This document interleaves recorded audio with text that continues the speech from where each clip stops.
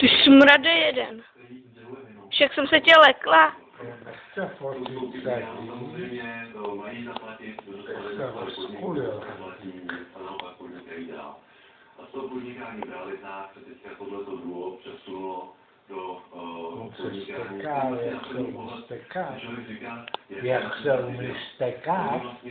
Ty lumpe. Oni nemají svým tolik, protože nemůžou mít nemají občanské sdružení. Pardon. Jsi prdla. A jak? Bertiku. Člověk říká, co na tom. No, Berta. i na tomhletom, Berta. na těch fejstích se dá vykrát, protože Bertičku, no jo, Bertička klid. Udělali si krásné stránky, kde jsou oni říkají fáty nebo fejsty, protože to je pomlouka. Udělali si krásná prezentace, to jsou ty fejskové, že jo, teď že to je dvouletá fenečka, se to tak hezky prodá, no a lidi na to posílají peníze. Ale jim pomohli. Aby jim pomohli, aby zvířata měly nakrmení, aby měly důstojné podmínky, aby měly hezký kostce a tak. Takže samozřejmě ty peníze... Co byste zrobili?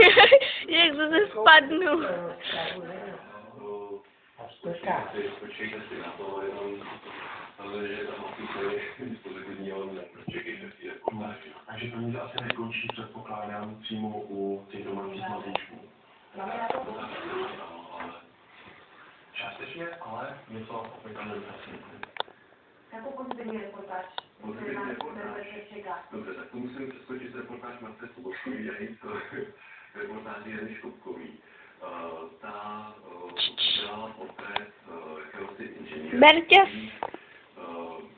Za pomocí Webule hledá hlavní město Velké Moravy. On to zní tak jako úsměvně, ale ten člověk je opravdu, abych to řekl,